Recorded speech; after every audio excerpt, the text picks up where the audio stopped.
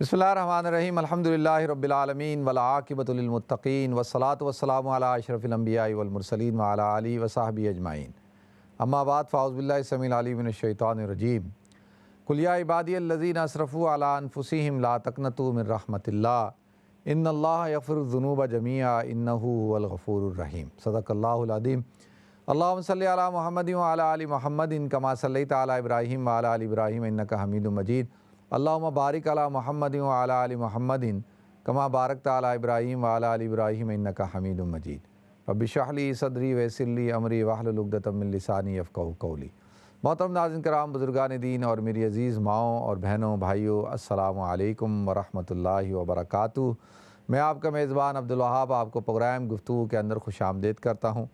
ناظرین، اللہ رب العزت کے فضل و احسان سے الحمدللہ اس سال جو حجاج کرام جنہوں نے حج کیا اور لاک ڈاؤن کی وجہ سے، کرونا وائرس کی وجہ سے تعداد بہت مختصر تھی، لیکن الحمدللہ حج کی عبادت ہوئی اور بخیر و عافیت پایہ تکمیل تک پہنچی اور کسی قسم کا کوئی حادثہ نہیں ہوا۔ تو میری دعا ہے اللہ رب العزت جن حضرات نے حج کیا، اللہ تعالیٰ ان کے حج کو قبول فرمائے اور اللہ تعالیٰ ان کو جزائے خیر عطا فرمائے کہ ماشاءاللہ ان حالات میں بھی وہ حج کے لیے گئے اور اس سعادت کو انہوں نے ادا کیا۔ اس پر ہمیں ان کو مبارکباد پیش کرنی چاہیے، کیونکہ حالات آپ حضرات کے سامنے ہیں پوری دنیا کے، اور خاص طور پہ حج کے موقع پہ لاکھوں حجاج کرام جمع ہوتے ہیں مختلف ممالک سے۔ تو ایک بہت بڑا اجتماع ہوتا ہے، دنیا کی تاریخ میں وہ سب سے بڑا اجتماع ہے مذہبی طور پر۔ تو خدا نخواستہ اگر جذباتیت سے کام لیا جاتا تو پھر نقصان ہوتا پوری مسلم امہ کے اندر، پوری دنیا کے اندر ایک طرح سے یہ سچویشن زیادہ خراب ہو جاتی۔ تو الحمدللہ، لیکن یہ دن اور ایام بابرکت تھے، مبارک تھے، ایام حج اور یوم النحر، یوم عرفہ۔ الحمدللہ اللہ رب العزت آپ سب کی میری عبادات کو قبول فرمائے، اور وہ حضرات جو حج پہ نہیں گئے، پوری دنیا کے جو مسلمان ہیں انہوں نے قربانی کی عظیم عبادت کو کیا، اور اللہ تعالیٰ سے دعا ہے کہ اللہ تعالیٰ ان کی قربانی کو قبول فرمائے۔ الحمدللہ ہم سے جن حضرات نے قربانی کروائی، اللہ کا کرم شکر اللہ کا، بخیر و عافیت، اور آپ حضرات کی قربانی مستحقین تک پہنچی، ان کا گوشت پہنچا، ہزاروں لاکھوں لوگوں نے اس سے فائدہ اٹھایا، اور وہ سارا اجر و ثواب آپ حضرات کو انشاءاللہ ملے گا، اور اللہ تعالیٰ آپ حضرات کی قربانیوں کو قبول فرمائے۔ اور ناظرین، اس سال، پچھلے سال جو قربانی ہوئی تھی تقریباً، یعنی جو جانور ہوئے تھے وہ 81 لاکھ 81 لیکس جانور قربان ہوئے تھے، یعنی تقریباً 8 ملین۔ تو 8 ملین جانور جو ہے پچھلے سال 80 لاکھ کے قریب جو ہے جانور ذبح ہوئے، اور اس سال جو ہے وہ 60 ملین جو ہے وہ جانور ذبح ہوئے، یعنی 6 لاکھ یعنی 60 لاکھ جو ہے وہ جانور جو ہے وہ جمع ہوئے، اور 80 لاکھ یعنی 20 لاکھ جو ہے وہ جانور جو ہے وہ کم ہوئے۔ تو اس سے پتہ چلتا ہے کہ لوگوں کی معاشی حالت اچھی نہیں، اور اس کرونا وائرس کی وجہ سے یعنی 20 لاکھ جانوروں کا کم ہونا اس بات کی طرف نشاندہی کرتا ہے ناظرین کہ جو ہے وہ صورتحال غمگیر تھی، اور لوگوں کے حالات ٹھیک نہیں تھے۔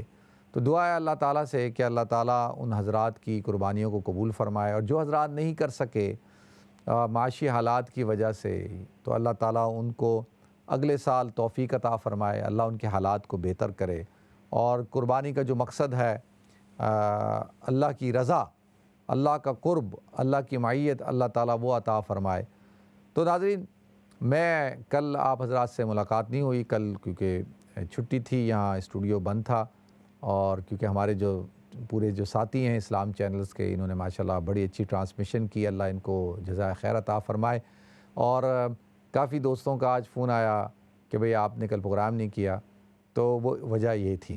تو آج ماشاءاللہ آپ سمجھ لیں کہ میں اور آپ آج عید سیلیبریٹ کر رہے ہیں، کہ میری آپ کی ملاقات یوم عرفہ کے دن ہوئی تھی اور آج ہو رہی ہے۔ تو میری طرف سے بھی آپ حضرات کو سب کو عید الاضحیٰ مبارک ہو، اللہ تعالیٰ اس کی خوشیاں آپ حضرات کو عطا فرمائے، اللہ تعالیٰ برکتیں عطا فرمائے، اور جو قربانی کا مقصد ہے وہ مقصد اللہ تعالیٰ مجھے اور آپ کو ہم سب کو عطا فرمائے۔ ناظرین، اصل چیز کیا ہے؟ اللہ کی رضا ہے، اللہ راضی ہو جائے ہم سے۔ اور کیوں اللہ راضی ہو جائے ناظرین؟ کہ اللہ ہم سے بہت محبت کرتا ہے۔ اللہ رب العزت کی ذات دیکھیں، انسان سے اتنا محبت کرتی ہے اپنے بندوں سے کہ وہ اس کے مخاطب کا انداز دیکھیں۔ میں جب بھی یہ آیت جو میں نے خطبے میں تلاوت کی ہے جب بھی سنتا ہوں، پڑھتا ہوں، تو اس میں خاص قسم کی چاشنی ہے، محبت ہے۔ انداز دیکھیں اللہ رب العزت کا کہ اللہ کہتا ہے قل یا عبادی الذین، اے نبی آپ کہہ دیجئے میرے بندوں سے، یا عبادی، اے میرے بندو۔ دیکھیں یا ایھا الناس نہیں کہا، یہ نہیں کہہ رہے کل کہہ دیں کہ یا ایھا الناس میرے لوگ، یا لوگوں سے کہہ دیں، ایسا نہیں کہا کہ میرے بندوں سے کہہ دیں۔ اس کے اندر دیکھیں بڑی بڑی محبت ہے۔ اب بندے تو ہم سب ہیں نا، یعنی اگر اللہ کہتا کہ متقیوں سے کہہ دو، مومن تو ہیں، ظاہر سی بات ہے، ہم متقیوں سے کہہ دیں، تہجد گزاروں سے کہہ دو وہ میرے بندے ہیں، میں ان سے زیادہ محبت کرتا ہوں تو اب یہاں پہ اللہ کہتا ہے میرے بندے، تو اس سے پتہ چلتا ہے ناظرین اللہ تعالیٰ اپنے بندوں سے بڑی محبت کرتا ہے۔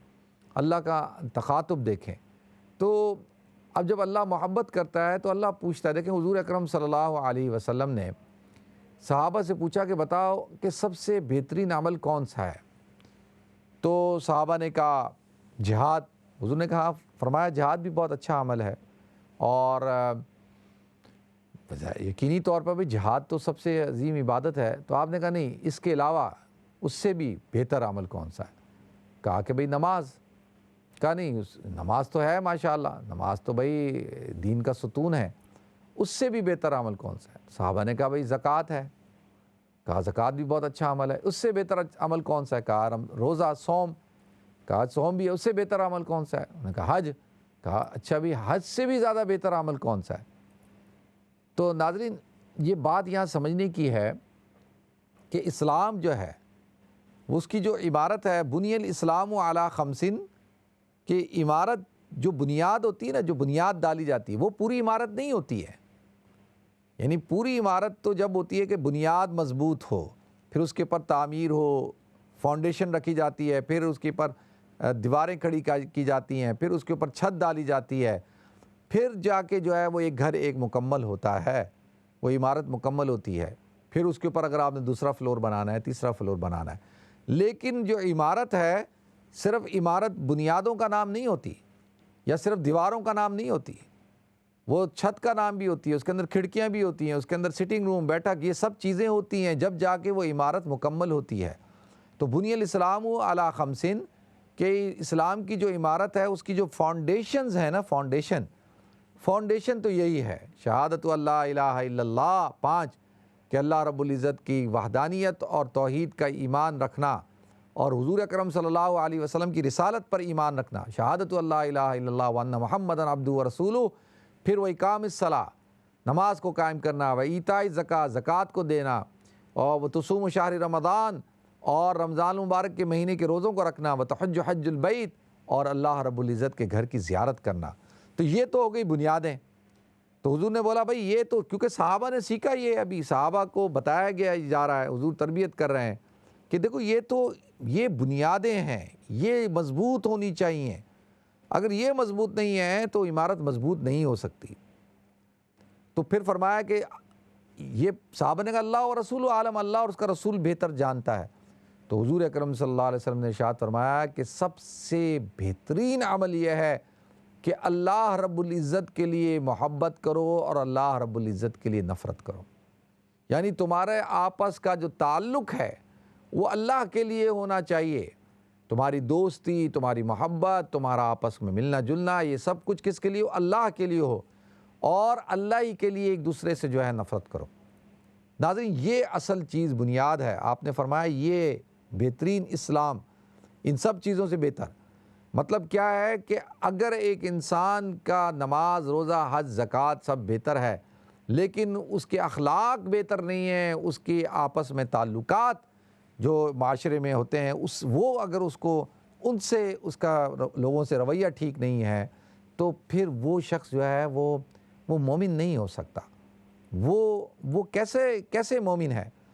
مسلمان ٹھیک ہے، نام کا تو مسلمان ہوگا، لیکن وہ ناظرین وہ یہ نہیں ہو سکتا کہ وہ کہے کہ جی میں جو ہے وہ کامل اخلاق والا ہوں. نہیں، اللہ رب العزت نے حضور اکرم صلی اللہ علیہ وسلم کو ارشاد فرمایا کہ نون والقلم وما یسطرون، کہ قسم ہے نون کی اور جو کچھ وہ لکھتا ہے، جو قلم جو لکھتا ہے، قسم نون کی قلم کی. پھر آگے کیا ارشاد فرمایا کہ نون والقلم وما یسطرون وما انت بنعمت ربک مجنون وانک لاجرا غیر ممنون وانک لعلی خلق عظیم. جو اصل بات میں نے پوائنٹ بتانا تھا آپ کو کہ وانک لعلی خلق عظیم، اے نبی آپ جو ہے اخلاق کے اونچے معیار کے اوپر ہیں، بہترین معیار کے اوپر، خلق عظیم. حضور نے فرمایا انما بعثت لاتمم مکارم الاخلاق، کہ مجھے مبعوث کیا گیا ہے کہ میں مکارم اخلاق، حسن اخلاق کو اس کے اعلیٰ درجے کے اوپر، اعلیٰ مقام پر اس کو پہنچا دوں. دیکھیں یہ اصل بنیاد ہے ناظرین. جب تک کہ ہمارے اخلاق بہتر نہیں ہوں گے، ہمارا کردار بہتر نہیں ہوگا، ہمارے رویے بہتر نہیں ہوں گے، اس وقت تک ہمارے معاملات ٹھیک نہیں ہو سکتے. یہ سارے معاملات ہمارے جو ہے وہ خراب رہیں گے. تو یہاں پہ اللہ تعالیٰ ارشاد فرماتے ہیں یا عبادی الذین اسرفوا علی انفسہم لا تقنطوا من رحمت اللہ، کیا اللہ کی رحمت سے نا امید مت ہو. اللہ کی رحمت سے نا امید ہونے کی ضرورت نہیں ہے.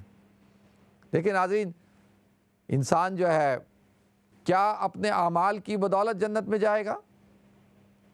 کیا وہ کس چیز کے بدلے میں جنت میں جائے گا؟ کس چیز کی صدقے میں جائے گا؟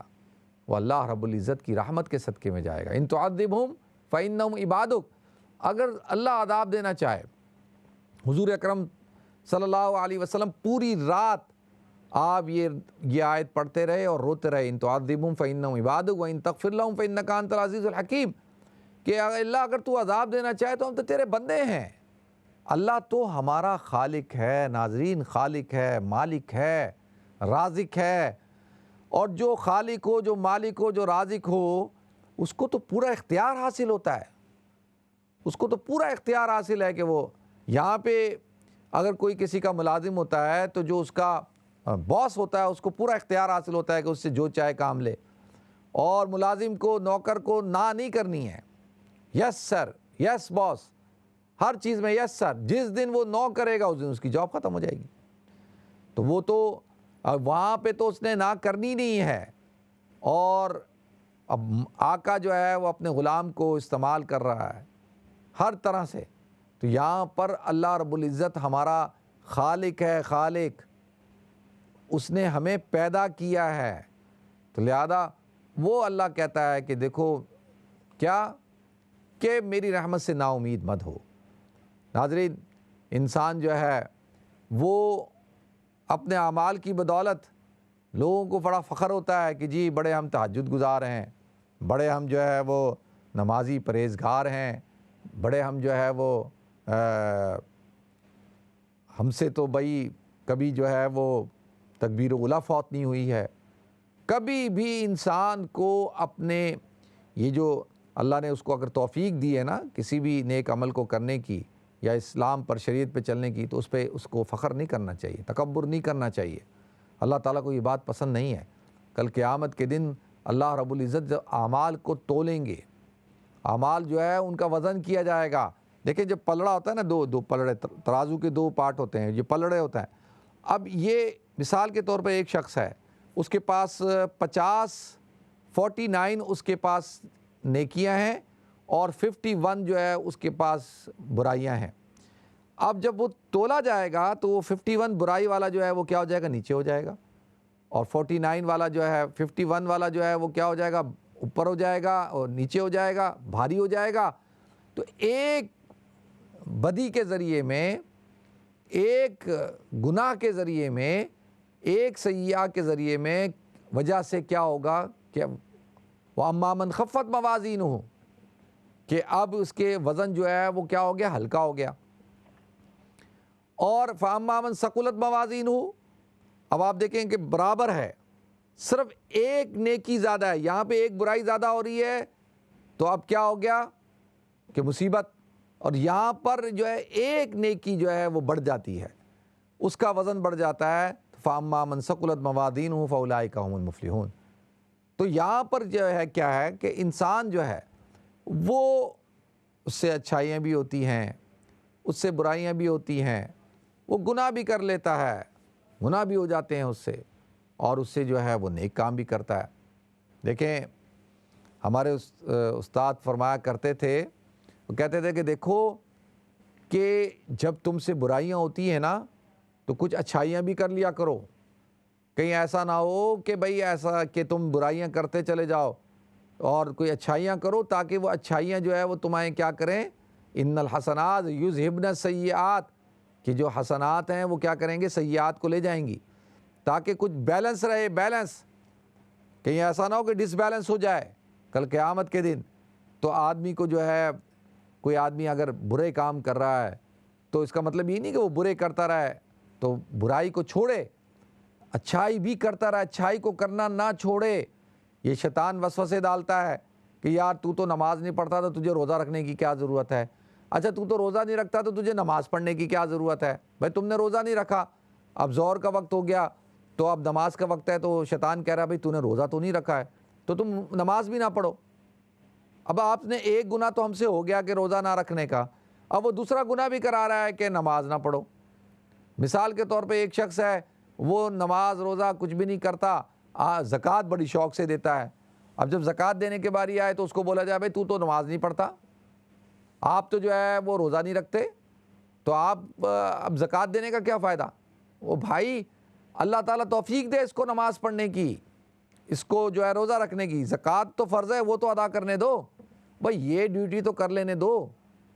بھائی شیطان وسوسہ ڈالے گا کیا فائدہ ہے ایسی زکوٰۃ کا کہ بھئی تمہاری زکوٰۃ وکات کیا قبول ہوگی، تم نماز تو پڑھتے۔ جیسے عام طور پہ ہم لوگ کیا کرتے ہیں، کچھ لوگ اچھی باتیں اچھے کام کر رہے ہوتے ہیں تو ہم ان کو کہتے ہیں یار دیکھو یار یہ اس کی یہ نماز تو پڑھتا نہیں ہے، اور یہ ان چیزوں کا کیا فائدہ، یہ آدمی روزہ تو رکھتا نہیں، ان چیزوں کا کیا فائدہ، اور یار اس نے داڑھی تو رکھی بھی نہیں ہے، اور داڑھی نہیں رکھی ہوئی تو یہ اس کا کیا فائدہ۔ پہلے کیا کریں گے، اس کے اوپر اٹیک کریں گے۔ ایک خاتون ہے، بہت اچھے کام کرتی ہے، بہت اچھی خاتون ہے، سب کچھ ٹھیک ہے، اگر وہ پردہ نہیں کرتی تو ساری نیکیاں اچھائیاں ایک طرف کر دیں گے، وہ پردہ تو کرتی نہیں ہے، پردہ تو کرتی نہیں ہے۔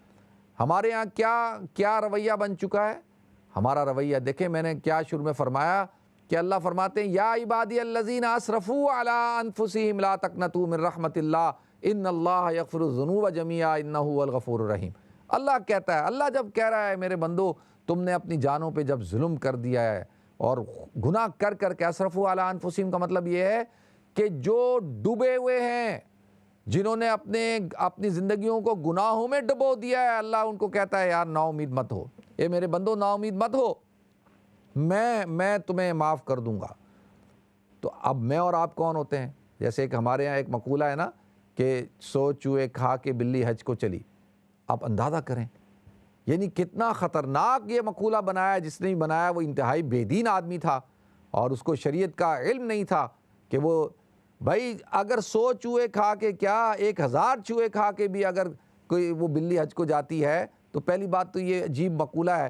ایک شخص دیکھیں، وہ بنی اسرائیل کا جو شخص تھا جس نے 99 قتل کیے، اور میں ٹائم کم ہے، اور پھر جو ہے اس نے نکلا، کسی سے پوچھا کہ بھائی میں کیا اللہ مجھے معاف کر دے گا، اس نے کہا وہ 99 قتل، اللہ تو تجھے معاف نہیں کرے گا، تو اس نے اس کو بھی قتل کر دیا۔ پھر اس کو احساس پیدا ہوا کہ کاش کہ اللہ مجھے معاف کر دے، وہ کسی عالم کے پاس گیا، پوچھا کہ اللہ مجھے معاف کر دے گا، ہاں کیوں نہیں معاف کرے گا، توبہ کرو، تم توبہ کرو، اور کہا کہ جس بستی میں تم رہتے ہو گناہ گاروں کی بستی ہے، اس کو چھوڑ دو، اور وہ جب توبہ کر کے اس بستی سے نکلا ہے، راستے میں اس کی موت ہو گئی۔ تو ناظرین پھر فرشتے جو بھیجے گئے کہ دیکھو کون سی بستی کے قریب تھا، نیک لوگوں کی یا برے، تو آتا ہے کہ وہ نیک لوگوں کی بستی کے قریب تھا، تو اللہ تعالیٰ نے اس کی مغفرت فرما دی۔ عرض یہ کرنا ہے کہ مجھے اور آپ کو یہ حق نہیں پہنچتا کہ ہم لوگوں کے اوپر فتوے لگائیں، ہم لوگوں کو جہنمی بنائیں، ہم لوگوں کو کہیں کہ تم جو ہے دوزخی ہو، تم لوگ گناہ گار ہو، تم جو ہے وہ بے دین ہو، اور تمہیں جو ہے دین سے کوئی سروکار نہیں ہے۔ ہمارے ہاں نظریہ یہ بن چکا ہے کہ میں اس وقت تک دیندار نہیں ہوں جب تک کہ میں لوگوں کو برا بھلا نہ کہوں، میرا دین اس وقت تک مکمل نہیں ہوتا جب تک کہ میرا لیکچر نہ ہو، اور میں جب تک جو ہے اگر میں نے آج پردہ کرنا شروع کر دیا ہے تو میں ہر اس محفل کے اندر جو ہے فساد کھڑا کر دوں اور لوگوں کو تبلیغ کرنا، لوگوں کو ڈانٹنا شروع کر دوں، لوگوں کو برا بھلا کہنا شروع کر دوں کہ بھئی تم لوگ پردہ نہیں کرتی۔ تو اب دیکھیں یہ جو چیزیں نا، آپ اس کو کہتے ہیں کل ھذی سبیلی ادعو الی اللہ علی بصیرہ، کہ یہ میرا راستہ ہے، لوگوں کو بلاؤ بصیرت کے ساتھ، سمجھداری کے ساتھ بلاؤ۔ یہ بہت بڑی ذمہ داری بنتی ہے۔ اگر ایک شخص جو ہے وہ 100 قتل کرتا ہے، زانی ہے، شرابی ہے، جواری ہے، اور اگر اس کو اللہ توفیق دیتا ہے اور وہ حج پہ جا رہا ہے تو اس کو حج پہ جانے سے مت روکو۔ ہو سکتا ہے کہ وہاں حج پہ جا کے وہ توبہ کر لے اور اللہ اس کی توبہ کو قبول کر لے اور اللہ تعالیٰ اس کو معاف کر دے۔ کوئی شخص جو نیکی کا کام کر رہا ہے اس کو کرنے دو، اس کو مت روکو، اس کو مت یہ کہو کہ یار تم تو یہ کرتے نہیں، یہ کرتے نہیں، تم تو جو ہے تمہارا لباس دیکھو، تمہاری شکل دیکھو، اور تمہاری یہ دیکھو، یہ ہم ہوتے کون ہیں، ہمیں کس نے حق دیا ہے؟ تو لہذا اللہ تعالیٰ مجھے بھی توفیق عطا فرمائے، آپ سب کو توفیق عطا فرمائے اسلام کو سمجھنے کی، اسلام پر عمل کرنے کی۔ وآخر دعوانا الحمدللہ رب العالمین۔ ناظرین ہمیں مختصر بریک کی طرف جانا ہے، انشاءاللہ بریک کے بعد حاضر ہوتے ہیں۔ السلام علیکم ورحمۃ اللہ وبرکاتہ۔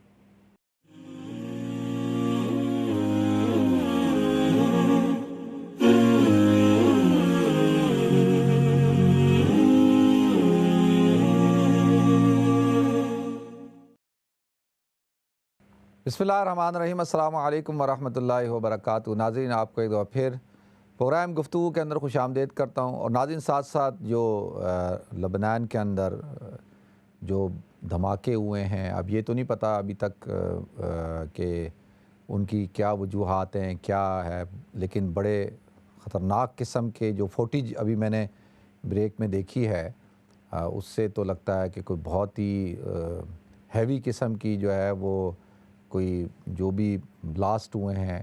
اب ان کا ابھی تک تو نہیں پتہ، جب تک کہ تحقیق نہ ہو اس وقت تک کیسے، مجھے تو نہیں پتہ، ابھی آپ حضرات کو اگر پتہ ہو تو بتا دیجئے گا کہ اللہ تعالیٰ جو ہے وہ حفاظت فرمائے جی، اور اللہ تعالیٰ جو ہے وہاں پر امن قائم کروائے، کیونکہ وہاں بھی پولیٹیکل انسٹیبلٹی بھی ہے وہاں پر، اور خاص طور پہ جو ان کے جو معاملات ہیں اس وقت، جو معاملات چل رہے ہیں وہ اسرائیل کے ساتھ بھی چل رہے ہیں، تو اللہ تعالیٰ جو ہے وہ ان کی حفاظت فرمائے، جو لوگوں کی جان مال کی حفاظت فرمائے جی۔ بڑا نازک وقت ہے اس وقت کے اندر جہاں دنیا بڑی پریشان ہے، لیکن ہر طرف پریشانی ہے، لوگوں کے کاروبار ختم ہو گئے، خاص طور پہ یہ جو تھرڈ ورلڈ کے جو ملک ہیں، جو غریب ملک ہیں، جو ادھر تو بہت برا حال ہے۔ یہ جو پینڈیمک ہے اس نے لوگوں کی جو زندگی بھر کے جو کاروبار تھے، میرا ایک جاننے والا ہے، اس کا ایک بہت بڑا بزنس تھا یہاں پہ ڈرائی کلیننگ کا، اور کافی اس کے پاس 50 وینیں تھی اور بہت بڑا اس کا ویئر ہاؤس تھا، فیکٹری تھی، اور اس کے پاس کانٹریکٹ تھے کافی ہوٹلز کے اور مختلف جو ریزورٹس ہوتے ہیں ان کے، تو وہ سارے بند ہو گئے۔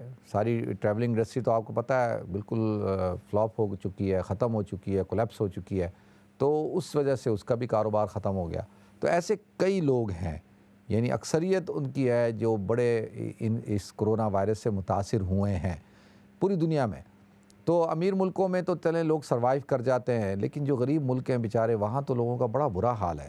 اور ایسے حالات کے اندر ایک تو ایسے حالات ہوں اور دوسرے پھر آپ جنگیں کھڑی کر دیں اور یہ چیزیں شروع ہو جائیں، تو یہ تو پھر بہت بڑا ظلم ہے نا۔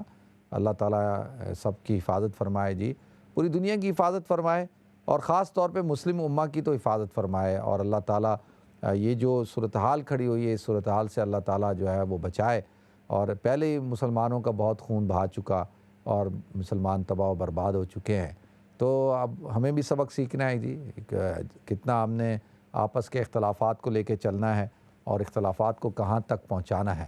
تو وہاں لبنان کے اندر ایک صورتحال بھی ہے کہ وہاں شیعہ سنی کا بھی ایک بہت بڑا مسئلہ ہے۔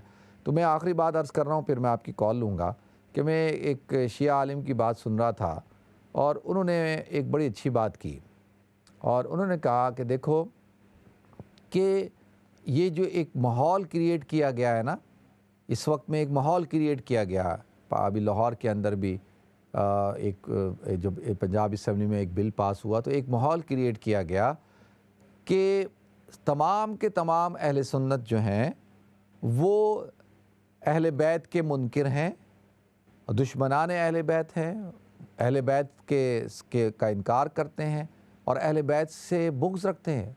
استغفر اللہ، نعوذ باللہ۔ یعنی ایسا ایک ماحول کریٹ کیا جاتا ہے، میں کہتا ہوں 99% جو اہل سنت ہیں، چاہے ان کا تعلق کسی بھی مکتب فکر سے ہو، اہل حدیث ہوں، بریلوی ہوں، دیوبندی ہوں، کسی بھی مسلک سے تعلق ہو، کبھی بھی کوئی شخص اہل بیت سے نفرت نہیں کر سکتا، بغض دور کی بات ہے، ان کی بے احترامی نہیں کر سکتا، یہ ہو نہیں سکتا۔ لیکن ایک ماحول کیسے کریٹ کیا جاتا ہے؟ ماحول ایسے کریٹ کیا جاتا ہے کہ تمام سنی جو ہے وہ اہل سنت کے مخالف ہیں، اہل سنت جو ہے تمام سنی اہل سنت اہل بیت کے مخالف ہیں۔ یعنی ایک ایسا ماحول کریٹ کیا گیا اور اس کو بیس بنا کر جو ہے وہ لوگوں کے دلوں میں نفرت ڈالی جاتی ہے۔ تو اللہ تعالیٰ جی تمام امت کی حفاظت فرمائے۔ دیکھتے ہیں ہمارے ساتھ کالر کون ہے۔ السلام علیکم۔ السلام علیکم مفتی صاحب۔ وعلیکم السلام ورحمۃ اللہ۔ کیسے آپ ٹھیک ہیں؟ الحمدللہ میں ٹھیک ہوں، آپ خیریت سے ہیں؟ اللہ کا ٹھیک ہیں؟ شکر ہے۔ میرے بیٹے کا سوال ہے، وہ 14 ایئرس کا ہے۔ اس نے کہا ہے کہ کوئی اگر ایتھیسٹ ہو تو اور وہ کہے کہ گاڈ نہیں ہے تو اس کو کیسے کنونس کریں کہ گاڈ ہے؟ ٹھیک ہے، اوکے، بہت شکریہ، اللہ حافظ۔ نیکسٹ کال لیتے ہیں جی۔ السلام علیکم۔ وعلیکم السلام ورحمۃ اللہ وبرکاتہ۔ جی جی جی جی آپ کو مبارک ہو سفر اور حج اور ساری جرنی۔ اچھا، میرا ایک سوال تو نہیں ہے، سوال بھی سمجھ لیں اور پیغام بھی سمجھ لیں۔ جو لوگ نماز نہیں پڑھتے ان کا کیا حشر ہوتا ہے جب وہ فوت ہوتے ہیں؟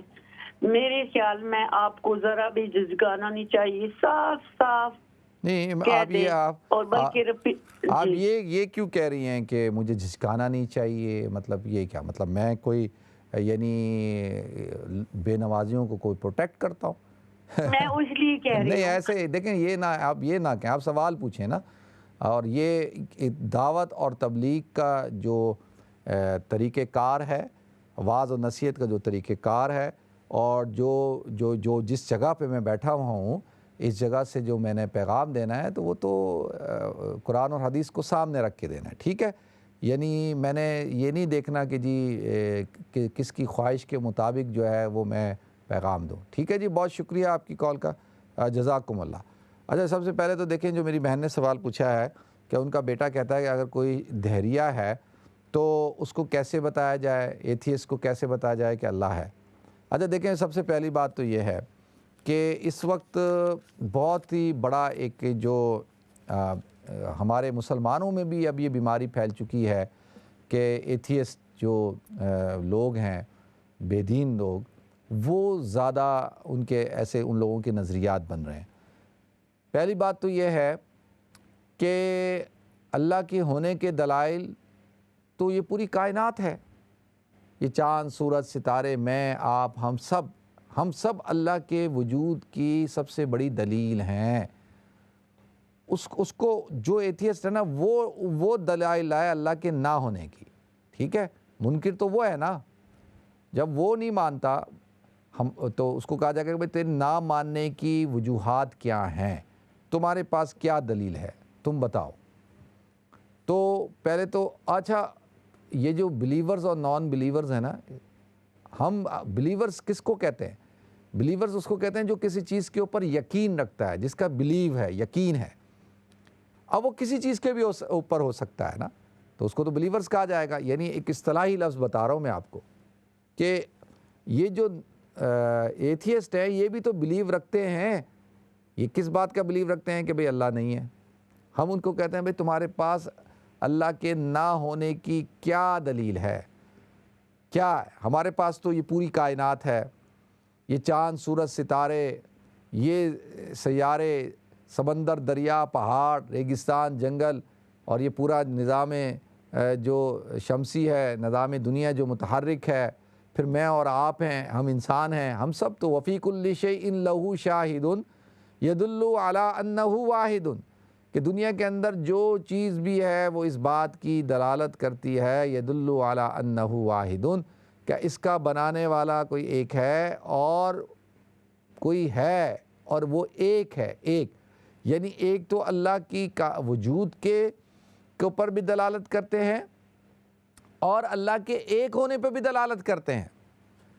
اب قرآن پاک میں اللہ تعالیٰ نے ارشاد فرمایا لو کان فیہما آلیۃ الا اللہ لفسدتا، کہ اگر اس کائنات میں اللہ کے علاوہ بھی اور کوئی الہ ہوتا تو لفسدتا، یہ کائنات جو ہے تباہ و برباد ہو چکی ہوتی۔ تو اللہ ہے اس پر بھی اور اللہ ایک ہے اس پر بھی، تو یہ تو سب سے بنیادی طور پر دیکھیں یہ دلیل ہے اس بات کی کہ انسان کو بنانے والا، اس کائنات کو بنانے والا کوئی اللہ ہے، کوئی ہستی ہے، کوئی ذات ہے۔ دیکھیں اگر کوئی ایک شخص کہتا ہے کہ جی یہ ایک دھماکے سے ایک چیز وجود میں آئی ہے تو ٹھیک ہے، اول درجے میں تو ہو سکتا ہے کہ بھئی بناتے وقت کوئی دھماکہ ہو گیا ہو، لیکن یہ جو پوری کائنات جو نظر آ رہی ہے یہ اسی ترتیب کے ساتھ ہے۔ یعنی چاند کو آپ دیکھیں، آپ سورج کو دیکھیں، آپ جو ہے آسمان کو دیکھیں، زمین کو دیکھیں، پہاڑوں کو دیکھیں، ہر چیز دیکھیں بیلنس ہے، ہر چیز کے اندر آپ کو بیلنس نظر آتا ہے، حسن انتظام نظر آتا ہے، سلیقہ نظر آتا ہے، طریقہ نظر آتا ہے، اور ہر چیز کنٹرولڈ ہے۔ سورج نے جس وقت نکلنا ہے اس وقت نکلنا ہے۔ قل اللہم مالک الملک تؤتی الملک من تشاء وتنزع الملک من تشاء وتعز من تشاء وتذل من تشاء بیدہ الخیر تولج اللیل فی النہار وتولج النہار فی اللیل وتخرج الحی من المیت وتخرج المیت من الحی۔ پہلے تو اللہ تعالیٰ کہتا ہے نا ذلت عزت اللہ کے ہاتھ میں ہے اور بادشاہت اور حکومت اللہ کے ہاتھ میں ہے، پھر اللہ کہتا ہے دیکھو کہ جو رات سے دن اور دن سے رات کو نکالتا ہے، جو مردے سے زندہ اور زندے سے مردے کو نکالتا ہے، تو یہ وہ کون ہو سکتا ہے؟ وہ اللہ رب العزت کی ذات ہے۔ یہ جو ساری چیزیں ہیں تو اب اتنی ابھی 14 سال کا ہے، آپ صرف اس کو سورہ اخلاص پڑھائیں، اس کو بتائیں اور توحید کو اس کے اندر ڈالیں اور اس کو سمجھائیں۔ انشاءاللہ آہستہ آہستہ جو ہے آپ بھی سمجھتے رہیں گی، پھر آپ اس کو بھی سمجھاتی رہیں گی۔ تو انشاءاللہ کسی دن جو ہے پورا جو پروگرام ہے ہم اسی کے اوپر کریں گے انشاءاللہ، ٹھیک ہے جی۔ نیکسٹ کال لیتے ہیں۔ السلام علیکم۔ وعلیکم السلام بیٹا جی، میں مسز ملک بول رہی ہوں۔ جی جی تن بہت بہت مبارک ہو تاری ساری ٹیم نو ہائی جی، تے اللہ دی ذات دیاں رحمتاں ہون جے، بڑیاں دعاواں کیتیاں نے تساں ساڈے لئی، اسی تواڈے لئی۔ تے بیٹا میں تانوں پتہ بیمار بہت ہاں، میرے لیے دعا کرنا، تواڈیاں دعاواں دی طلبگار ہاں، میرے بچیاں لئی بھی۔ اللہ تعالیٰ صحت عطا فرمائے جی۔ بس بیٹا تواڈیاں دعاواں دی بہت ضرورت ہے۔ شکریہ جی، بہت شکریہ تہاڈی کال، جزاکم اللہ جی۔ نیکسٹ کال لیتے ہیں۔ السلام علیکم۔ وعلیکم السلام رحمۃ اللہ وبرکاتہ۔ ماشاءاللہ عبد الواسع کا نام جو نعت ہے نبی اکرم اتنی پسند آئی مجھے، بہت مبارکباد آپ کو۔ اور میرا سوال یہ ہے، نماز کے تعلق سے ایک سوال ہے۔ لوگ نا نماز جو قضائے عمری ہے اس کو بلیو ہی نہیں کرتے، بولتے کہ اس کی پوچھنے ہوں گی، وہ فقہی مسئلہ ہے بولتے، وہ بعض فقہوں میں ہے۔ تو نماز تو ہر فقہ پر لازمی ہے نا، ہر کوئی یہ چاہتا کہ نماز پوری کریں۔ پہلا کا کوشچن تو نماز کا ہی ہوگا جب جائیں گے، تو ذرا میری رہنمائی کریے۔ جی ضرور، میں کرتا ہوں جی، کرتا ہوں جی۔ بہت شکریہ آپ کی کال کا، جزاکم اللہ۔ نیکسٹ کال لیتے ہیں۔ السلام علیکم۔ وعلیکم السلام، جی میں لندن سے بات کر رہی ہوں۔ جی جی میرا سوال ہے کہ اگر جو ہمارے عزیز و قارب گزر جاتے ہیں، والدین ہوں یا شوہر ہوں، ہم ان کی قربانی کرتے ہیں، تو وہ آپ کے خیال سے جائز ہے؟ چلیں ٹھیک ہے، میں بتاتا ہوں جی، ٹھیک ہے۔ بہت شکریہ آپ کی کال کا، جزاکم اللہ۔ نیکسٹ کال لیتے ہیں۔ السلام علیکم۔ جی السلام علیکم۔ جی میں نے آپ سے یہ پوچھنا تھا کہ میرے بھائی نے نئی گاڑی نکلوائی ہے کچھ اماؤنٹ دے کے، جیسے 6,000 پاؤنڈ دے کے، اب وہ ہر مہینے وہ دے گا 350 پاؤنڈ دے گا، ٹھیک ہے، اور گاڑی یوز کرے گا، اور پھر وہ 2 سال تک کر سکتا ہے، یا 2 سال کے بعد واپس دے دے گا، اور یا 4 سال کے بعد؟ تو یہ کرنا جائز ہے کیا؟ نہیں تو اس نے لیزنگ کرائی ہے یا اس نے ہائی فائنینس کرا کے خریدی ہے؟ مطلب یہ نئی گاڑی نکلوائیے. اچھا چلیں ٹھیک ہے، میں دونوں چیزیں بتا دیتا ہوں. ٹھیک ہے، بہت شکریہ آپ کی کال کا، جزاکم اللہ. اچھا دیکھیں، ایک تو جو میری بہن جو کہہ رہی تھیں، دوسری بہن نے پوچھا نماز کے بارے میں کہ جو لوگ نماز نہیں پڑھتے. دیکھیں پہلی بات تو میں یہ عرض کر دوں کہ تمام کے تمام جو اراکین ہیں، ان سب اراکین میں سے جو ارکان اسلام ہے، سب سے بنیادی رکن ہے وہ ہے نماز. الصلاۃ عماد الدین، من اقامہا فقد اقام الدین ومن ہدمہا فقد ہدم الدین. کہ بنیادی ستون ہے. دیکھیں پلرز جو ہوتے ہیں نا، ان کے اوپر وہ عمارت کھڑی ہوتی ہے. جیسے میں نے عرض کیا نا، پھر عمارت کی چھت، اس کے اندر جو آرائش کرنی ہے، اس کا سارا جو معاملہ ہے وہ اچھے اخلاق ہیں. لیکن جو ستونز ہیں وہ تو یہ آپ کے اراکین اسلام ہیں. تو اسی طرح ستون اگر مضبوط نہیں ہے، آپ کتنی بڑی عمارت کھڑی کر لیں، وہ کسی نہ کسی دن کولیپس ہو جائے گی، گر جائے گی. اسی طریقے سے نماز جو ہے وہ بنیادی ستون ہے. الصلاۃ عماد الدین. آپ اندازہ کر سکتے ہیں کہ تمام عبادتیں اللہ تعالیٰ نے دنیا میں زمین کے اوپر فرض کی. نماز ایک ایسی عبادت ہے جو اللہ رب العزت نے حضور اکرم صلی اللہ علیہ وسلم کو اپنے پاس بلایا اور بلا کر معراج کے موقع پر تحفتاً عطا کی. یہ مومنوں کو تحفہ دیا. آپ اندازہ کریں، اور فرمایا الصلاۃ معراج المومن، کہ حضور کو اللہ نے معراج عطا کی. کتنا بڑا عظیم معجزہ عطا فرمایا، اور اس معجزے میں، اس معراج کے سفر میں اللہ نے تحفہ دیا اور کہا کہ جو شخص اب اس کو پڑھتا ہے اور جب وہ سجدے میں جاتا ہے تو اللہ تعالیٰ کو حدیث میں آتا ہے سب سے زیادہ محبوب جو عمل ہے نماز کے اندر وہ سجدے کا عمل ہے. اور اس سجدے میں اپنی پیشانی کو، اپنی ناک کو اللہ کے سامنے رگڑتا ہے تو اللہ کہتا ہے اس مومن کو میں نے معراج عطا کر دی اور یہ مجھ تک پہنچ گیا. تو ناظرین، الصلاۃ عماد الدین ہے. اور لکل شیء علامۃ و علامۃ الایمان الصلاۃ. ہر چیز کی نشانی ہے ایمان. آپ مومن ہیں یا نہیں ہے، اس کی علامت جو ہے وہ صلاۃ ہے، صلاۃ، نماز. تو سب سے پہلے سوال جو ہے نماز کے بارے میں ہوگا. اگر نماز ٹھیک تو سب کچھ ٹھیک، نماز ٹھیک نہیں تو بس سارے معاملات خراب. تو لہذا نماز کو ہمیں معمولی نہیں سمجھنا چاہیے. اقیموا الصلاۃ ولا تکونوا من المشرکین. نماز قائم کرو، مشرکین میں سے مت ہو، کیونکہ مشرک ہے وہ نماز نہیں پڑھتا، وہ نماز کو قائم نہیں کرتا. اقیم الصلاۃ لذکری. نماز کو قائم کرو میری یاد کے لیے. جو نماز پڑھتا ہے وہ مجھے یاد کرتا ہے. حافظوا علی الصلوات. نمازوں کی حفاظت کرو، نمازوں کی حفاظت کرو. تو نماز جو ہے وہ ایک اہم عبادت ہے ناظرین، اور اس کا ہمیں اہتمام کرنا چاہیے. حضور نے فرمایا جعلت قرۃ عینی فی الصلاۃ، کہ نماز میں میری آنکھوں کی ٹھنڈک ہے. جو شخص نماز پڑھتا ہے وہ اللہ کے رسول کی آنکھوں کو ٹھنڈک کرتا ہے، ٹھنڈا کرتا ہے. تو نماز پڑھیں. اور اسی لیے علماء کہتے ہیں کہ نماز اگر ادا نہ ہو سکے، آپ کی نماز چھوٹ گئی ہے تو اس کو قضا کریں. تو قضا بھی کریں. حافظوا علی الصلوات کے اندر کیا ہے کہ حفاظت صلاۃ میں قضا بھی ہے، ادا بھی ہے. اور اقیم الصلاۃ کے اندر ادا بھی ہے، قضا بھی ہے. اور جو ہے یہ اقامت صلاح کے اندر داخل ہے. تو لہذا نماز کو قضا بھی پڑھنا ہے اگر چھوٹ گئی ہیں.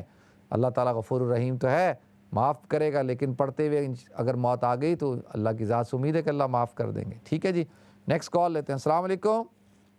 وعلیکم السلام. جی.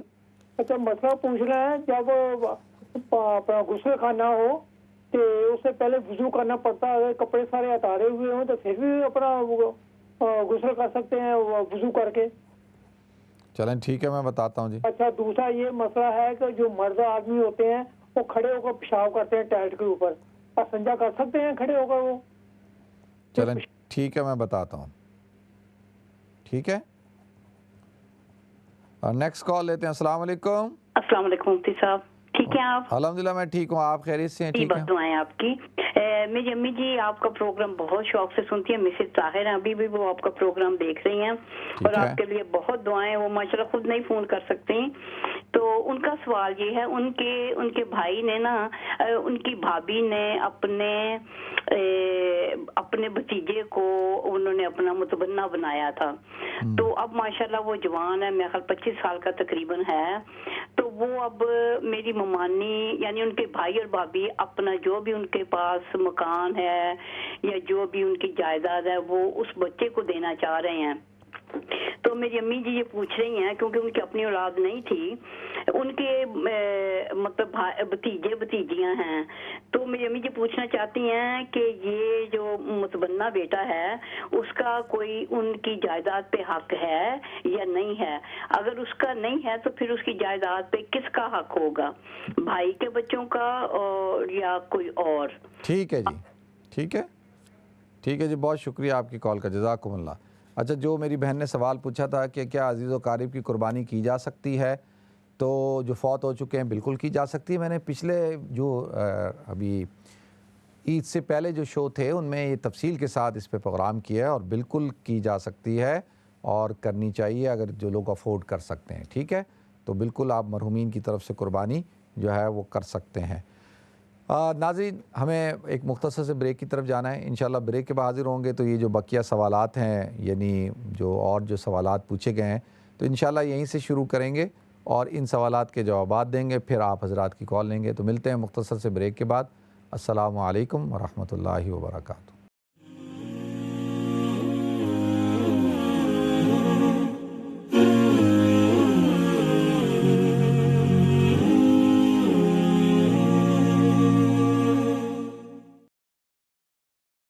بسم اللہ الرحمن الرحیم۔ السلام علیکم ورحمۃ اللہ وبرکاتہ۔ ناظرین، آپ کو ایک دفعہ پھر پروگرام گفتگو کے اندر خوش آمدید کرتا ہوں۔ جی، سوال یہ پوچھا گیا ہے کہ ایک بھائی نے سوال پوچھا ہے کہ ان کے بھائی نے ایک گاڑی لی ہے اور انہوں نے ایک ڈاؤن پیمنٹ کی ہے 6000 پاؤنڈ، اور اس کے بعد وہ ہر مہینہ اس کی انسٹالمنٹ دیتے ہیں، تو کیا شرعی طور پر ایسا کرنا جائز ہے؟ اچھا دیکھیں، اس کی دو قسمیں ہیں۔ ایک تو یہ ہے کہ جی آپ نے جو فائنانس کرواتے ہیں گاڑی، آپ نے وہ اس پہ لیے ہے اور اس پہ کچھ آپ نے ڈاؤن پیمنٹ دے دی ہے، باقیہ پیسے آپ نے فائنانس کروا لیے ہیں اور آپ اس کے اوپر انٹرسٹ دیتے ہیں، تو یہ تو شرعی طور پر جائز نہیں ہے اور یہ تو حرام ہے، کیونکہ اس میں انٹرسٹ انوالو ہے۔ ایک تو یہ صورتحال یہ ہو گئی۔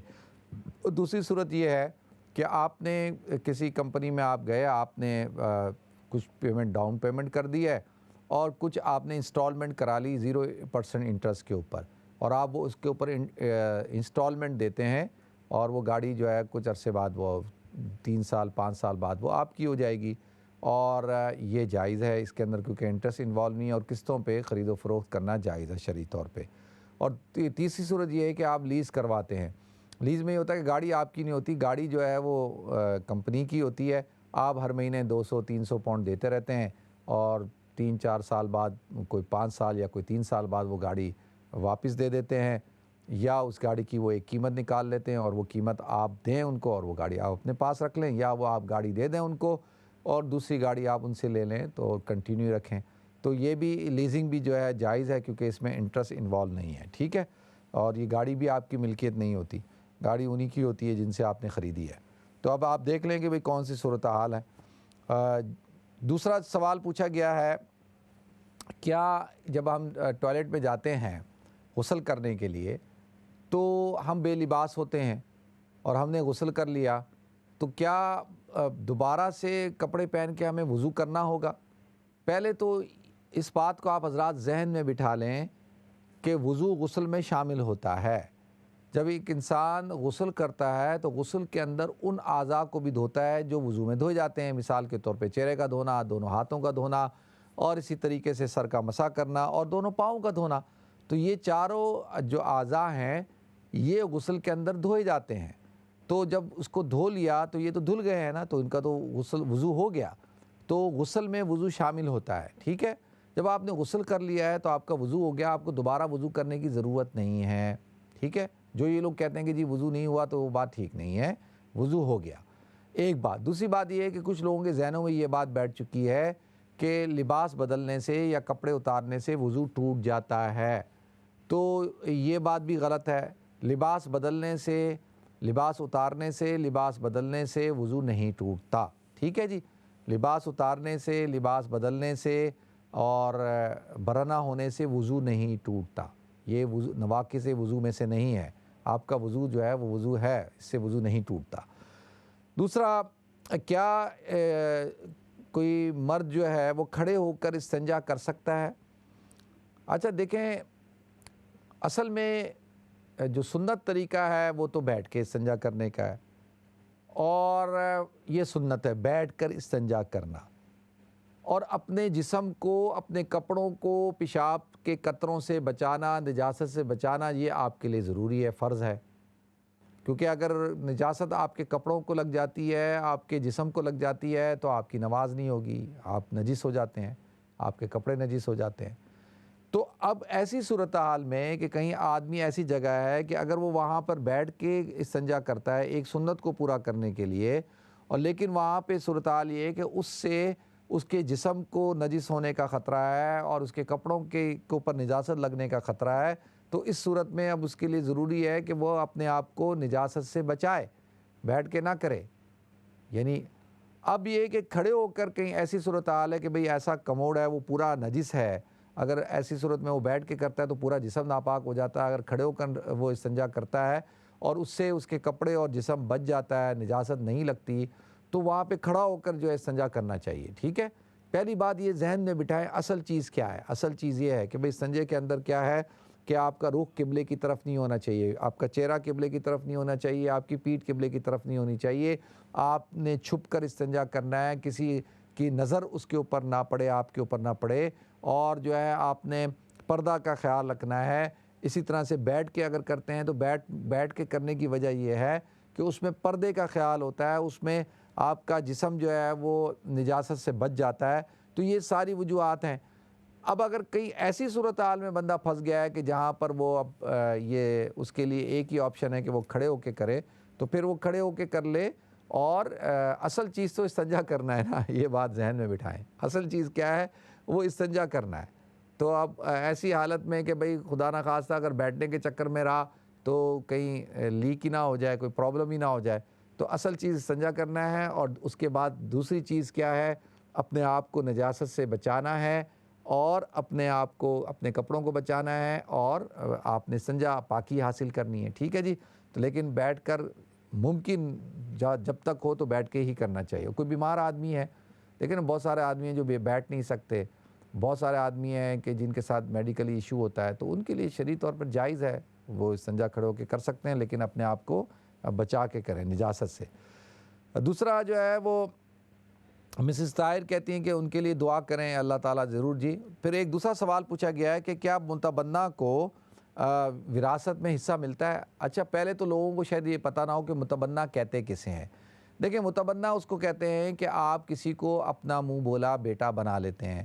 اس کی دو صورتیں ہوتی ہیں۔ ایک صورت یہ ہے کہ ایک بچہ ہے وہ یتیم ہے اور اس کے ماں باپ نہیں ہیں، وہ یتیم بچہ ہے، آپ نے اس کو اڈاپٹ کر لیا اور آپ نے اس کو پال پوس کر جوان کیا، تو کیا اب اس کو آپ کی وراثت ملے گی؟ ایک تو متبنہ یہ۔ دوسرا متبنہ یہ ہے کہ وہ بچہ جو ہے وہ اس کے ماں باپ جو ہے وہ زندہ ہیں، اور اس کے کوئی عزیز و قارب تھے، ان کے پاس اولاد نہیں تھی، تو انہوں نے وہ اپنے بچے کو اس کو دے دیا کہ بھئی تم اس کو پالو، اور اس کی یہ تمہارا ہو گیا۔ تو اس صورت میں وہ جو بچہ ہے اس کے والدین تو زندہ ہیں، اور یہ بچہ اگر چاچا نے پالا، ماموں نے پالا، یا کسی دوست نے پالا، ان کا یہ متبنہ کہلاتا ہے، ٹھیک ہے جی۔ تو ایسی صورت کے اندر کیا اس بچے کو وراثت کس سے ملے گی؟ دیکھیں، اس کی جو اصل وراثت ہے وہ تو ملے گی اس کے ماں باپ سے، جو اس کا والد تھا اسی کی وراثت اس کو ملے گی، ان کی نہیں ملے گی جنہوں نے اس کو پالا پوسا ہے، ٹھیک ہے، اسی کی ملے گی، ان کی جو والد ہیں، حقیقی والد، ان کی وراثت ملے گی، انہی کا نام بھی اس کے ساتھ لگے گا، ادعوہم لآبائہم واقسطوا عند اللہ، کہ ان کو ان کے ناموں کے ساتھ پکارا جائے گا۔ ایسا نہیں ہے کہ جی وہ نام بھی باپ کے نام کی جگہ کسی دوسرے کا نام نہیں لگایا جائے گا، ٹھیک ہے، اصل جو باپ ہے اسی کا نام لگایا جائے گا، اور وراثت بھی اصل والد کی ملے گی۔ یہاں تو یہ بات کلیئر ہو گئی۔ دوسری بات یہ ہے کہ وہ بچہ یتیم تھا، آپ نے اڈاپٹ کیا تھا، بڑا کیا ہے، تو اب اس کو وراثت ملے گی نہیں ملے گی؟ تو اب دو صورتیں ہیں اس کی۔ ایک صورت تو یہ ہے کہ اس بچے کے ساتھ اور بچے بھی ہیں جو ان کے حقیقی بچے ہیں، یعنی یہ تو متبنہ ہے، اور دوسرے بچے ہیں جو ان کے حقیقی بچے ہیں، تو حقیقی بچوں کو وراثت ملے گی، اس بچے کو نہیں ملے گی۔ اس کو ملنے کی ایک صورت کیا ہوگی؟ اس کو ملنے کی ایک صورت یہ ہوگی کہ بھئی آپ اپنی زندگی میں اس کے نام کچھ کر دیں، ٹھیک ہے، زندگی میں دے دیں، تو وہ تو پھر جائز ہے شرعی طور پہ۔ اور اگر آپ ایسا نہیں کر سکتے تو آپ اپنے جو مال ہے اور 1/3 مال میں آپ کی وصیت جاری ہوگی، تو آپ اس کی وصیت کر دیں کہ بھئی جو میرا 1/3 مال ہے اس میں سے اس بچے کو اتنا دیا جائے، ٹھیک ہے۔ ان 2 صورتوں میں اس متبنہ بچے کو جو ہے وہ مل جائے گا۔ اچھا، اب یہ تو ہے کہ جب اولاد اور موجود ہے، اب اولاد نہیں ہے، یہی ایک بچہ ہے، تو اب وراثت کس کو ملے گی؟ تو اب یہ جو اس شخص ہے اس کے جو والدین ہیں ان کو ملے گی، اگر والدین نہیں ہیں تو بہن بھائیوں کو ملے گی، اگر بہن بھائی بھی نہیں ہیں تو پھر کوئی بھی نہیں ہے تو پھر جو ہے وہ یہ وصیت کر جائے، وہ اسی بچے کو سب کچھ مل جائے گا، ٹھیک ہے جی۔ اللہ تعالیٰ مجھے آپ کو ہم سب کو عمل کرنے کی توفیق عطا فرمائے۔ نیکسٹ کال لیتے ہیں جی۔ السلام علیکم۔ السلام علیکم۔ ہیلو جی السلام علیکم۔ وعلیکم السلام۔ جی مفتی صاحب کیسے ہیں آپ؟ الحمدللہ میں ٹھیک ہوں، آپ خیریت سے ہیں؟ ٹھیک ہے جی خیریت سے الحمدللہ۔ جی بات دراصل یہ کہ میرے سسر 2 مہینے پہلے فوت ہو گئے تھے نا۔ انا للہ و انا الیہ راجعون۔ جی اللہ ان کی تو میری مغفرت ساس جو ہے وہ فرمائے۔ بہت پریشان رہتی ہیں، ہر وقت روتی رہتی ہیں، کھانا پینا بھی نہیں ہے، اور نماز بھی کہتی ہیں میرا پڑھنے کو بالکل بھی دل نہیں کرتا، ہر وقت کہتی ہیں دل پہ اداسی چھائی رہتی ہے۔ نہیں تو نماز نے کیا کیا ہے؟ نہیں بس وہ بار بار انہیں یہ خیال آتے، پاکستان یہ لوگ گئے ہوئے تھے تو وائرس کی وجہ سے ادھر ہی پھنس گئے تھے۔ جب انہیں فلائٹ ملی تب تک ان کی طبیعت بہت خراب ہو چکی تھی، تو یہاں آ کے ہفتے بعد وہ فوت ہو گئے تھے۔ تو بار بار انہیں یہی پچھتاوا ہوتا ہے کہ ہم لوگ پہلے آ جاتے یا کچھ اس طرح نا، ہر وقت یہی سوچتی رہتی ہیں۔ اللہ جی چلیں ٹھیک ہے میری بہن، میں بتاتا ہوں جی، ٹھیک ہے، بہت شکریہ آپ کی کال کرنے کا، جزاکم اللہ۔ نیکسٹ کال لیتے ہیں جی۔ السلام علیکم۔ وعلیکم السلام۔ جی مفتی صاحب ایک کالر کو ایک وقت میں کتنے سوال کرنے کی اجازت ہے؟ آپ نے کتنے کرنے ہیں؟ تھوڑے سے زیادہ ہیں۔ نہیں کتنے کرنے ہیں؟ تھوڑے سے زیادہ ہیں؟ کتنے زیادہ ہیں؟ 7 8 تو ہیں۔ 4 7 یا 8 تو 7 8 تو میری بہن پورا پروگرام انہی کی نظر ہو جائے گا۔ آج تھوڑے کر لیں، نہیں چھوٹے سوال تو چھوٹا ہو یا بڑا ہو، سوال تو سوال ہوتا ہے نا۔ اچھا آپ پہلے تو پوچھیں ذرا، مجھے آئیڈیا ہو جائے گا کہ کتنے چھوٹے ہیں کتنے بڑے ہیں۔ پہلا سوال پوچھیں۔ پہلا سوال یہ مفتی صاحب، میری آنٹی کے پاس 40 تولے سونا تھا 20 سال پہلے، پھر ضرورت پر انہوں نے آہستہ آہستہ بیچ دیا تھا، تو اب زکوٰۃ آج کے ریٹ سے ہوگی ادا کرنا یا جو نہیں؟ تو انہوں نے جو پچھلی جو زکوٰۃ تھی وہ ادا نہیں کی؟ نہیں کی تھی، نہیں کی، باقی نہیں کی تھی۔ ٹھیک ہے۔ تو دوسرا سوال یہ مفتی صاحب کہ یہ اصل واقعہ کے بارے میں ہر جگہ پڑھا ہے کہ وہ عشاء کے بعد پڑھیں تو قبر کے عذاب سے نجات ہوتی ہے، لیکن میں ڈیلی جو ہے وہ مغرب سے سورہ پہلے واقعہ کی ایک فضیلت یہ ہے کہ رزق میں اضافہ ہوتا ہے، وہ سورہ ملک کے بارے میں آتا ہے۔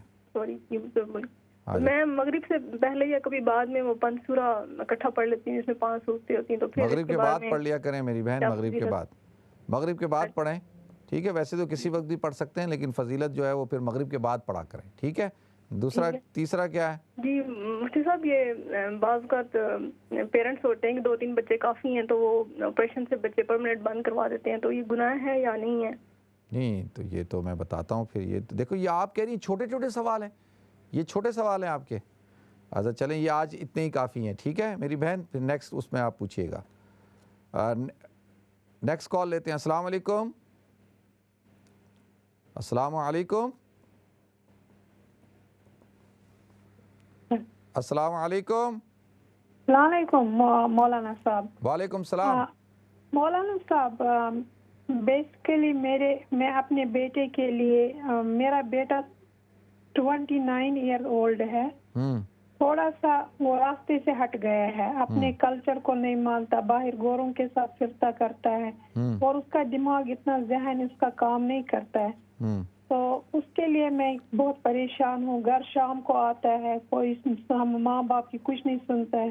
کتنی عمر ہے اس کی؟ سوری کتنی عمر ہے؟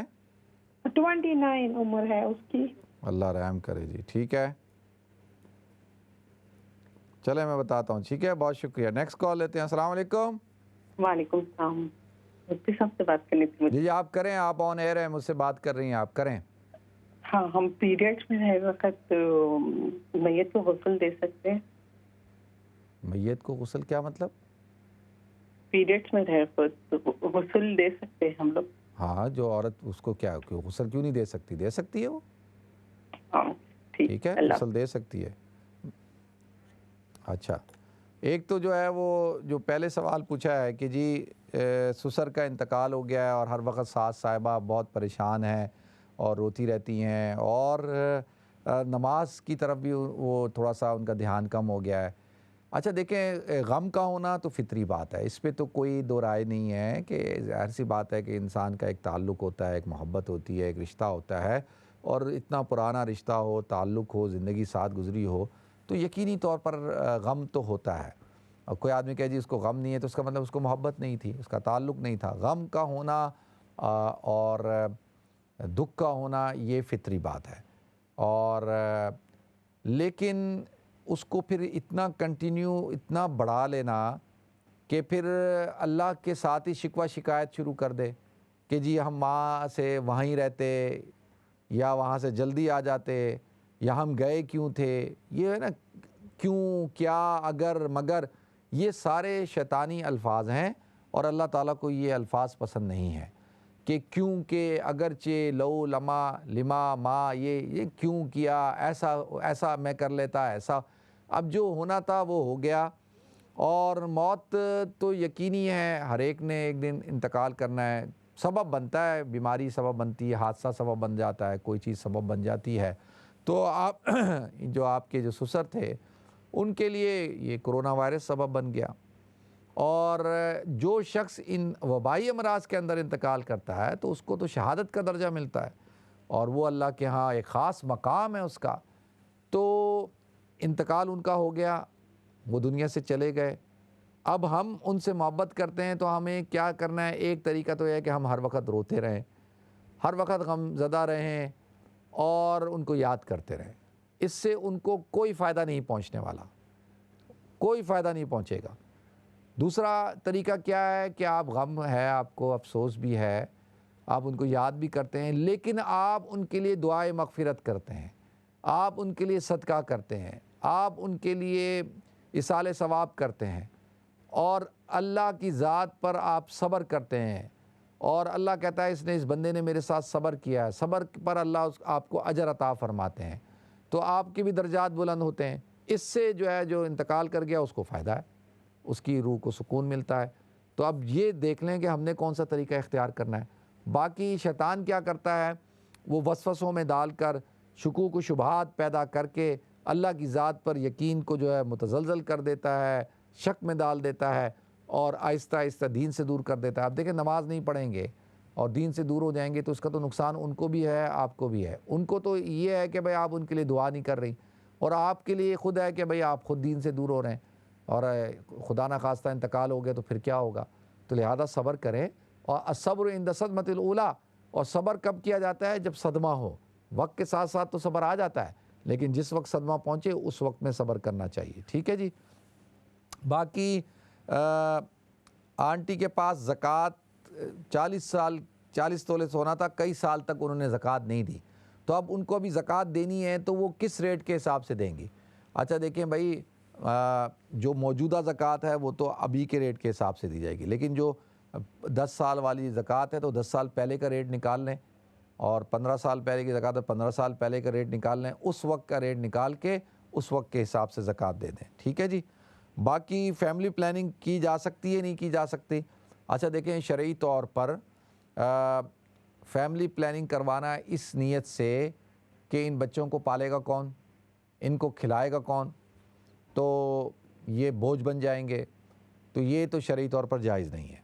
ٹھیک ہے، کھلانے والی ذات بھی اللہ کی ہے، اللہ ہی روح کو دنیا میں بیچتے ہیں، ایک نفس کو دنیا میں بیچتے ہیں، اور اللہ ہی اس کو لک آفٹر کرتے ہیں۔ الا وان النفس لن تموت حتی تستکمل رزقها، حدیث میں آتا ہے کسی نفس کو بھی اس وقت تک موت نہیں آئے گی جب تک کہ اس کا رزق مکمل نہ ہو جائے۔ ولا تقتلوا انفسکم ولا تقتلوا اموالکم، یعنی کیا ہے کہ من خشیت املاک، کہ تم اپنے لوگوں کو، اپنی جانوں کو قتل مت کرو بھوک کے خوف سے۔ تو بھوک کے خوف سے آدمی قتل کرے تو من خشیت املاک، یعنی تو یہ شرعی طور پر جائز نہیں ہے کہ بھئی ان کو کھلائے گا کون، ان کو پلائے گا کون، ان کے اخراجات کون اٹھائے گا، یہ شرعی طور پر جائز نہیں ہے۔ ہاں، صرف جائز صورتیں کیا ہیں؟ جائز صورتیں یہ ہیں کہ سب سے پہلے عورت کی صحت کا دیکھا جائے کہ بھئی اس کی صحت کیسی ہے، اس کی جان کو کوئی خطرہ تو نہیں ہے، اس کی صحت خراب ہو رہی ہے، ज़्यादा بچے ہونے سے یا اس کے ساتھ پرابلم ہو سکتی ہیں، ہیلتھ ایشوز ہو سکتے ہیں، شرعی طور پر جائز ہے فیملی پلاننگ کرنا، یہ سب سے اہم ریزن ہے۔ دوسرا ریزن یہ ہے کہ اپنا ایک عورت ہے وہ کہتی ہے کہ جی میں بچوں کی تربیت ہی نہیں کر پاتی، وہ بیچاری کمزور عورت ہے، اس کو سنبھال ہی نہیں سکتی، تو وہ اس کے لیے بھی وقتی طور پہ یعنی تھوڑا سا وقفہ ڈالنے کے لیے پلاننگ کی جا سکتی ہے شرعی طور پر، اس کی بھی اجازت ہے۔ لیکن مستقل طور پر کہ جی اولاد چاہیے ہی نہیں ہے اور آپریشن کرا دینا، یہ شرعی طور پر جائز نہیں ہے۔ لیکن پریکاشن کرنا جو آج کل مروجہ طریقے ہیں ان کو اختیار کیا جا سکتا ہے، ٹھیک ہے۔ اور اللہ تعالیٰ ہم سب کو عمل کرنے کی توفیق عطا فرمائے۔ یہ نہیں کہہ رہا کہ فیملی پلاننگ پہ عمل کرنے کی توفیق عطا فرمائے، اللہ تعالیٰ شریعت پر عمل کرنے کی توفیق عطا فرمائے۔ وہ کچھ باتیں ہوتی ہیں نا وہ زبان پہ چل رہی ہوتی ہے۔ اب میں یہ دعا مانگ رہا ہوں کہ اللہ ہم سب کو فیملی پلاننگ کرنے کی توفیق عطا فرما، تو یہ دعا تو اللہ تعالیٰ ہم سب کو اپنے بچوں کی تربیت کرنے کی توفیق عطا فرمائے، اللہ تعالیٰ ان کو صحیح اسلامی تربیت کرنے کی توفیق عطا فرمائے۔ دوسرا میری بہن کہتی ہیں کہ ان کا جو بیٹا ہے بہت پریشان کرتا ہے، 29 سال کا ہے اور جو ہے وہ کہنا نہیں مانتا، تنگ کرتا ہے۔ اچھا دیکھیں سورہ مائدہ کی آیت نمبر 100 ہے، وہ آپ 21 مرتبہ پڑھا کریں، اور سورہ بقرہ کی آیت نمبر 5 ہے، اس کو بھی 21 مرتبہ پڑھیں، پڑھ کے دعا مانگیں کہ اللہ تعالیٰ جو ہے آپ کے بچے کو سیدھے راستے پہ رکھے۔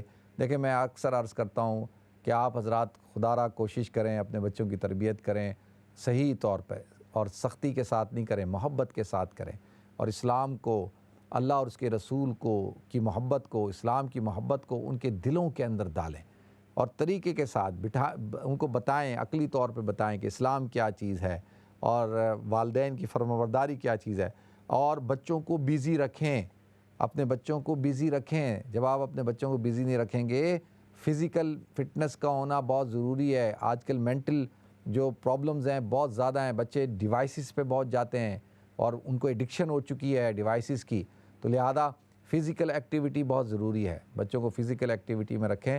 اللہ تعالیٰ آپ حضرات کو توفیق عطا فرمائے، اللہ تعالیٰ آپ حضرات کو برکت عطا فرمائے۔ تو کال ہے تو کال لے لیں۔ اچھا تو ناظرین، آج کل تو ہر آدمی اسی بات کو لے کے پریشان ہے کہ بھائی اولادوں کا کیا ہوگا اور ان کی تربیت کو لے کے، تو یہ بڑا ایک اہم جز ہے معاشرے کے اندر، اور یہ ایک بہت بڑا ہمارے ہاں ایک ڈاؤن فال ہے کہ ہمارے بچے جو ہے وہ بدتمیز ہو رہے ہیں۔ اب سوال یہ اٹھتا ہے کہ وہ بدتمیز کیسے ہو رہے ہیں، کیوں ہو رہے ہیں، اور کیا وجہ ہے کہ بدتمیز ہو رہے ہیں؟ تو اس کی سب سے پہلی بنیادی وجہ تو یہ ہوتی ہے کہ جی تربیت ٹھیک نہیں ہے، گھر کے اندر ماں باپ کا آپس میں تعلق ٹھیک نہیں ہے، باپ کا رویہ ٹھیک نہیں ہے، ماں کا رویہ ٹھیک نہیں ہے، اور تعلیم ٹھیک نہیں ہے، اور دینداری نہیں ہے، اور ساتھ ساتھ جو ہے وہ اس کو آپ نے اس کی صحیح طور پہ ذہنی تربیت نہیں کی، تو یہ ساری چیزیں کاؤنٹ ہوتی ہیں، یہ سب چیزیں کاؤنٹ ہوتی ہیں، اور ماحول اور گیدرنگ اور صحبت اور دوستیاں، یہ ساری چیزیں آپ کو نوٹ کرنی ہوں گی، خیال رکھنا ہوگا۔ اللہ تعالیٰ میرے اور آپ کے ہم سب کے بچوں کی حفاظت فرمائے، دین ایمان عزت آبرو کی حفاظت فرمائے۔ ناظرین ہمارے پروگرام کا وقت بالکل اپنے اختتام کو پہنچ چکا ہے، انشاءاللہ آپ سے پھر ملاقات ہوگی۔ السلام علیکم ورحمۃ اللہ وبرکاتہ۔